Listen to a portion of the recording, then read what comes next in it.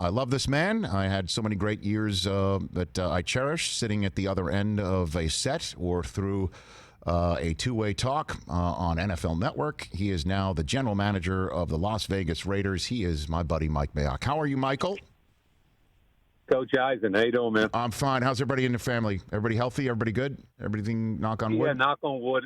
Everybody's good. How about you guys? Same here. Same here. You know, family's good, and the show family here, we're all healthy and safe and socially distant enough to come here to work every day and do this. So, you know, I appreciate you calling in today. So I guess first order of business is, how was this draft, Mike? I mean, how was it for you to conduct it? It was so obviously out of the ordinary. Yeah, I mean, it obviously there were challenges out there for all 32 teams, and that's all that really mattered. And to our organization was that we're all on equal footing, and I think that was important. And so starting from the time where we had to leave the facilities all the way through the draft itself, you know, we put a lot of pressure on our IT people, our analytics people, our video people, and I thought everybody just rose to the occasion. We got the work done that was necessary to evaluate. And then I thought draft weekend went off without a hitch. And you start talking about how many people were remote and how many connections had to be made.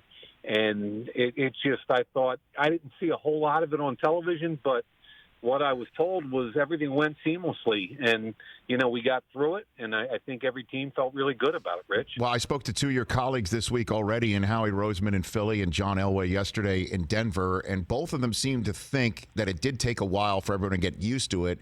And Howie in particular said he thought that there were fewer trades maybe Thursday and Friday because people were still kind of getting used to it. Elway said at one point it was difficult to have a private conversation. He kind of had to step away from Zooming and all of that stuff. And that Saturday is when things felt a little bit normal. Would you agree with that assessment? You know what? Thursday night we were on the phone a lot, and I don't really believe the technology or the remoteness of the situation affected us at all. And I'll tell you, for 5 or 6 straight nights prior to the draft, we were practicing. You know, we were Zooming.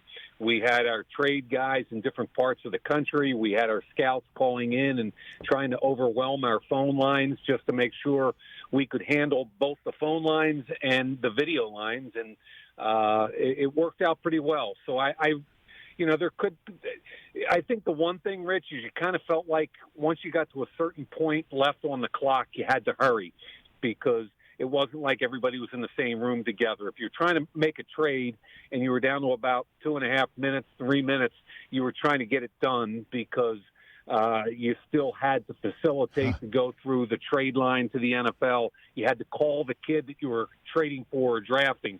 You know, there was a lot going on that typically would happen a lot easier, but I feel like the reality of it went off without a hitch. And then I also just, you know, from our years together, I knew that everything's an evaluation for you. How would you evaluate Gruden's handling of the IT? Because a lot of people thought he might be the guy who talks into his mouse and not, you know, figure that stuff out. How was Gruden in your evaluation, Mike?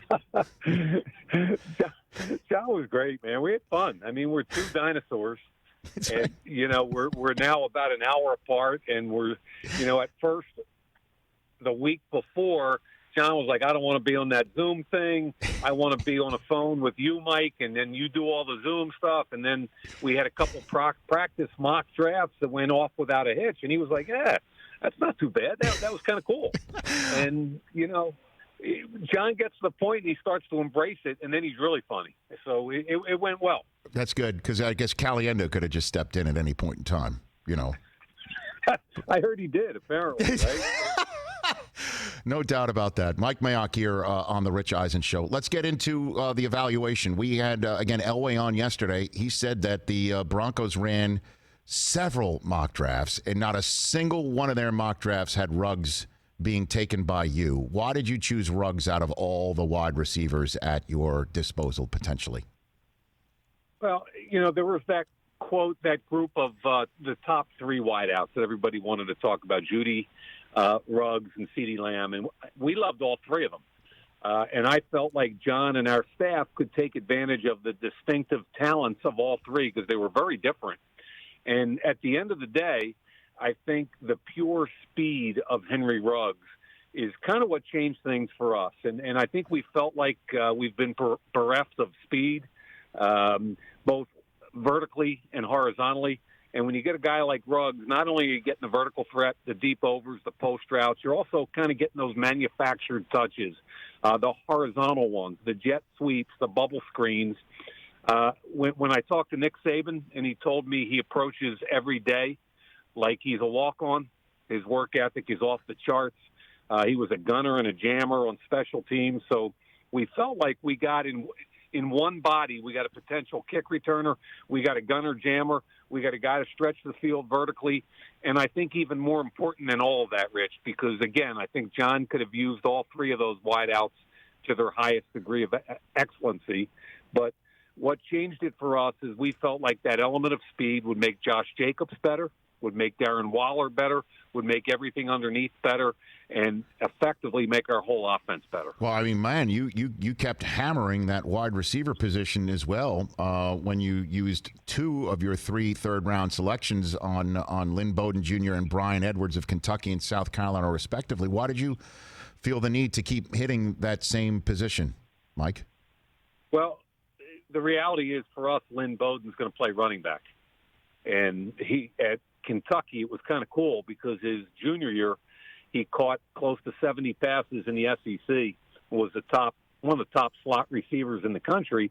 And then his senior year, the quarterback got hurt, and they moved him to quarterback. And he rushed for 1,300 yards in the SEC as a running quarterback / wildcat guy. So we kind of envision Lynn Bowden as first and foremost primarily a running back. As he learns how to pass protect and do all the different jobs demanded of him by that position, I think the cool thing about him, Rich, is he becomes what John calls a joker, an ability to play running back, slot, wide. We can use him. We could line him up in the wildcat in the red zone. So we envision Lynn Bowden doing a variety of jobs for us, but primarily he'll be a running back. And then Brian Edwards, to us, we had him with a high second-round grade, and he was sitting there at 81 and just couldn't pass up on that. And he's a big-bodied, tough guy, the all-time leading pass receiver at South Carolina. He started over 40 games in the SEC. So we were kind of blown away both by his productivity and his consistency in the best conference in the country. Well, I guess that seems like that was a facet about this draft with the wide receivers, Mike Mayock, by the way, of the Las Vegas Raiders here on the Rich Eisen Show, is that you were getting guys in rounds with grades much higher than what you were getting them. Would you agree in terms of everything, the years that we were working together to this year deepest wide receiver draft, period, or no? I think every team in the league went into it knowing that there was quality at the top and depth throughout. And I think typically the average was 12 or 13 wideouts have gone in the first 3 rounds over the last 5 years. And I think 12 went in the first 2 rounds, which set a record in the modern draft. So certainly every team in the league felt like that was the case. Rich, there were guys in the 4th and 5th round that I was salivating over that were that were wideouts that typically would be 3rd round guys. So yeah, that position this year we thought had the best quality up top and the depth throughout. And let me just circle back briefly to your second first-round selection, the last of the Khalil Mack first-rounders that Gruden placed in your expert hands to turn into human beings. Damon Arnett. Now, part of the conversation about Arnett leading in and on draft night as well was his tape in the biggest game of the year against Clemson did not suit him very well. I'm sure you saw a similar tape and maybe thought a different thing about this young man, or saw somebody who fought through a difficult night on occasion. What did you see on his film? What we saw was in 35 starts at Ohio State, we thought he was the most competitive cornerback in this draft, as far as a guy that showed up every week, competed, tackled. He can play inside, he can play outside, he can play the right side, he can play the left side. He played most of this season with a cast on his arm. We thought that what we're looking for, Rich, when John and I sit in a room by ourselves and we talk about what are we trying to construct here, and we talk about competitive, tough guys that come to work every day because they love it. not just because they're getting paid for it, and that's Damon Arnett. So to us, when you're in our division and you're playing the Chiefs twice a year, you mentioned John Elway. They drafted wideouts, they drafted tight ends. Sure did. Everybody's trying to get faster and more dynamic to compete with the Chiefs.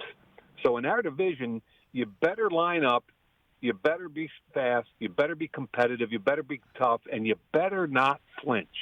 And we don't think this kid will flinch. All right, in a few minutes I have left with you, let me hit you on some 2020 questions. And we hope for a full season, to use the phrase of your head coach. Knock on wood if you're with me. We're all knocking wood on that. How's Abram? Is he ready to roll? Is he ready to go? Kid? Oh, yeah. I mean, we almost feel like we got another first-round pick here. He played one game last year, hurt the shoulder. He's 100%. I talk to him all the time, and he is fired up and ready to go. Okay. Last time we spoke was at the Combine. I tried to walk through the side door, rear entry door, whatever you want to try and get you to talk about Tom Brady. You sniffed that out a mile away and moved in a different direction. So now here I am knocking on the door about the Mariota acquisition for you, and how, everything that's old is new again. We're seeing how Rodgers is in the role of a Favre, and I spoke to Brett about that yesterday. And people are thinking maybe Mariota could be in the role of Tannehill, with Derek Carr in the role of Mariota going into this season. How would you handle that as a narrative, Mike? First and foremost, Derek Carr is our quarterback, and John and I love what he did last year, and he completed 70% of his passes, and he had a great quarterback rating. And do we think he can get better? Sure. Year 3 in Gruden's offense, we expect him to get better. But when you're looking at a guy like Mariota, the cool thing for John and I when we had the Mariota conversation is, remember, Rich, we were both in television in Mariota's draft year, John and I. So if you're Marcus Mariota and you want to know what Mike Mayock or John Gruden think of you, yes, all you really got to do is go back and check. Check the tape. The tape, just like you. Check the tape. I mean, yeah, right. They turned the tables on the evaluator. Now they're evaluating John and I, and it's really kind of cool because we had some great conversations with Marcus about that. He knows we believe in both Marcus Mariota, the person, more importantly, and Marcus Mariota, the football player. And I think we've got to rebuild him a little bit. He was beat up. He had to get some surgery after the season. You got to clean up some technique from the ground up. I think John's the right guy for that, and we just could not resist adding that kind of talent to our quarterback room. Well, I guess that is the question du jour as well, because that's what I talked about with Harry Roseman the other day, is that when you choose somebody, and Packers are having that conversation, my Lord, are they having that conversation right now, when you've got an already installed quarterback, a veteran, somebody who is associated with this team, somebody who's well paid to be associated with that team, and then you have another quarterback, it's your job as general manager to fill out a roster and make sure that position's taken care of should that quarterback not be able to make the snap or falter. And I guess that's the question, Mike, is how do you view the role of quarterback number 2 in your job? Well, we believe that where we are as an offense right now is we ought to be very competitive offensively. We ran the ball really well. We've got a big, strong offensive line. We augmented the receiver position in the draft and free agency. We feel like we should be a big, strong, powerful, tough, and more dynamic team this year. And I think our job, John and mine, is to ensure that if something were to happen to Dirk, that we continue to be that same team. And we think Marcus gives us the best opportunity to do just that. All right, Mike, I appreciate the time. And I tried to get your home draft set up from you. Many of your colleagues complied. You are the only one that took a shot from outside the window. And that's all I got. Can you at least describe? And then you're like, I know what you meant. By the way, I'm putting that text up on the screen right now. When I called you out, I know what you meant with 4 dots. What'd you have in there? Can you at least describe it? Rich, there were 2 reasons there. Number one was that I'm in a little dining room in a rented Alameda house that I have 5 whiteboards surrounding me with close to 1,000 magnets. And if I had taken a shot anywhere in that room, you would have seen a whiteboard with a bunch of names on it. Yeah. And then I just figured I'd have some fun with play on words and give you my view. Did you see? Did you at least see Belichick's? Did you see his Nantucket setup? Did you at least see that on ESPN, Mike? I think I did, and I was happy for Bill, man. All he had was a laptop on a table. It looked like to me, and a dog, and his dog, Nike the dog, who's feeding treats. Look, he's a much smarter guy than I am. I need thousands of pieces of paper, and I mean, Bill's amazing, and as you know, how much respect I have for him. I know. So you're old school. You're like Post-its and whiteboards and grease boards and magnets. You're just I shouldn't be surprised. You always had that like third grade Scholastic black and white charcoal notebook that you brought with all your notes sitting next to me. Oh, I had it was the Our Lady of Lourdes marble notebook, and that's why my left-handed. Yeah, my left-handed scratched because I used to have to take, because I'm left-handed, and you had to go through the 3-hole binder thing, and then it looks like a claw when you're writing. But that was Our Lady of Lourdes, and I brought it with me. And the funny thing is, Rich, and you'll see this as your kids get older, is that my kids crushed me for those books that I carry around and take notes in. And now I look at both of them as grown adults, and they both carry around the same things in their bags. Look at that. That you pay it forward, Mike. That's the way it works. Thanks for the time, Mike. You take care of yourself. Stay healthy, okay? And we'll chat soon. Same to you and your family. Thanks, Rich. Right back at you. That's Mike Mayock, my buddy. Hey, you watched all the way to the end. Thanks for that. Watch more right here.